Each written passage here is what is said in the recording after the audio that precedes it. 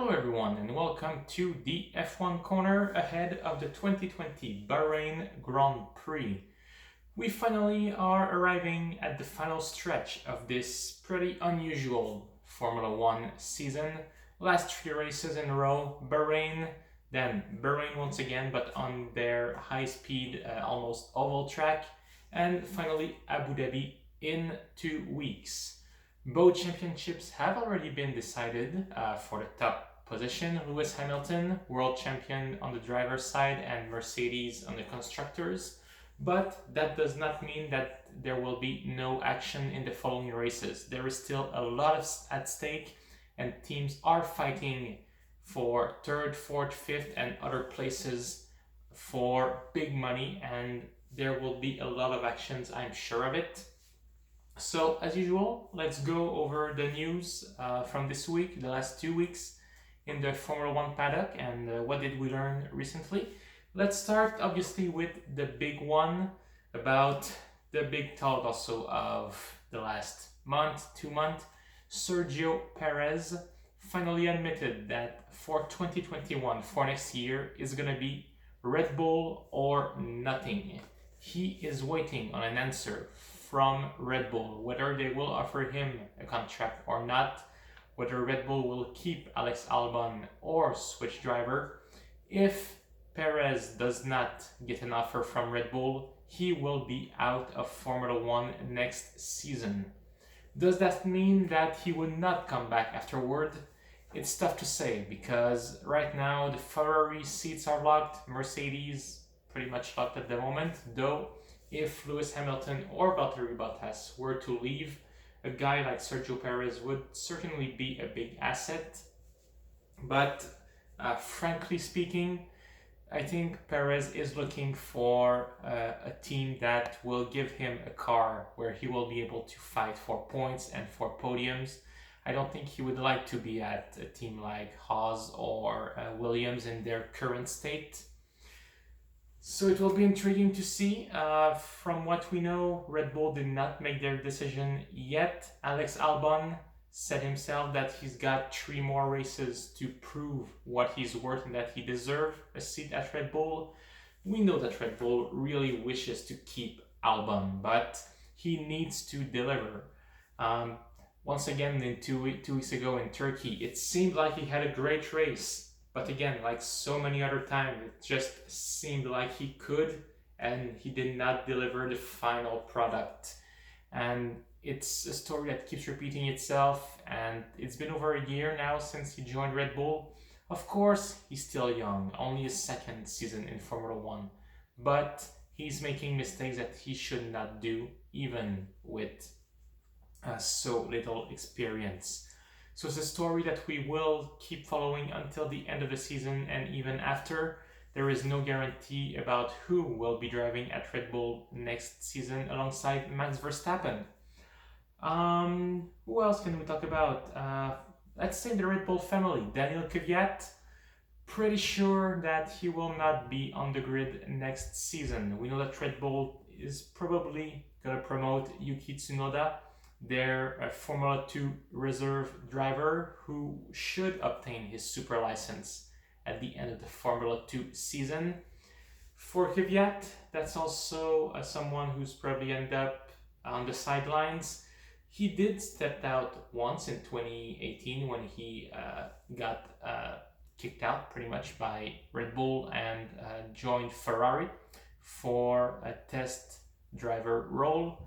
But this time, I think if Kvyat is leaving the team, is leaving the grid, I doubt he will come back unless a small team is looking for a bit of experience on that side. It is sad, but that's also the reality of Formula One. Pierre Gasly is being amazing in their AlphaTauri this season, and unfortunately for the Russian, well, he's just not delivering enough this season, and that's that. Speaking of reserve driver, Robert Kubica will take the place of Kimi Raikkonen during FP1. What is the reason for that? Knowing that he probably won't get a full drive anytime soon. Well, probably just to please the sponsors, but still, it's gonna be nice to see him back in the Formula One. Forgot to mention about Red Bull. They will be missing their sporting director this weekend. He caught the disease that we cannot name on YouTube. Start with a C and finish by 19. So Jonathan Wheatley, not part of the Red Bull paddock, he's going to isolate himself for 10 days as per the UK regulations, and his role is going to be taken by a few members of the Red Bull paddock. It's not a big deal for the team, only missing him for one race at the moment. Maybe we'll join next week, but I doubt it. Probably more likely in Abu Dhabi. But for Red Bull, they're professional, they know what they're doing, so it's not going to be a big issue. And now, I really want to talk about what we should expect at this Bahrain Grand Prix. Well, first of all, the practice session are not all going to be representative of what's going to happen this weekend. It is a night race, meaning that FP1 that happens during the day under the hot desert sun will not be super representative of the time the team will do in quali and during the race. FP2 on the other side will be very important because it happens as the sun is coming down, so the teams will really want to run during that practice and get as much data as they can. And I mentioned it at the beginning, not everything is a done deal for the championship. If we look on the constructors side, right now Racing Point is third with 154 points. McLaren behind 149, only 5 points separating Racing Point and McLaren. Then a little bit farther behind, but still in the race, Renault 136. If they can get some good result like they did in the last few weeks, forgetting Turkey, they will for sure come back in that race. 20 points seem like a lot to Racing Point, 18 actually, but it is possible. And one team that could also challenge for third place if they get perfect weekends, 3 perfect weekends according to their driver, is Ferrari. After their double point finish in Turkey, third and fourth. Third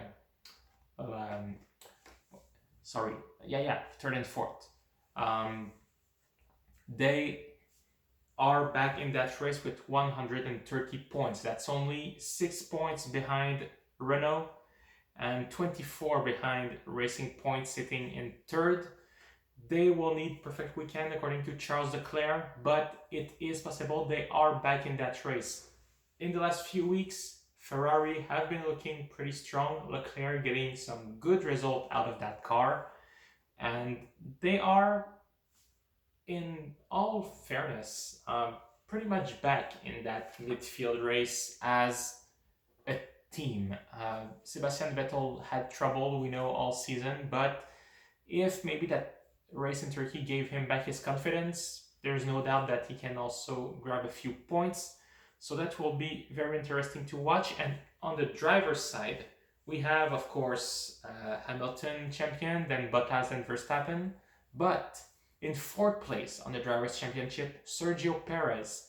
Yes, the guy who still does not have a seat for next season. In fourth place, Sergio Perez with 100 points. Charles Leclerc, 97 points in fifth place, only 3 points behind. And Daniel Ricciardo also very close at 96. Everything is possible. These guys will want to fight their lives to get the best results possible and give their team and themselves the best chances of being best of the rest among the teams and the drivers. And one driver we should also watch, sitting currently in 7th place in the championship, Carlos Sainz. In 5 races in Bahrain, he never once finished in the point. He hopes to end that curse this weekend, and we all wish him good luck. So that's it for today, everyone. Thank you again for watching. Please hit the like button and subscribe to this channel. And I will see you again after the free practice session of the Bahrain Grand Prix on Friday. Thank you, everyone, and have a good day.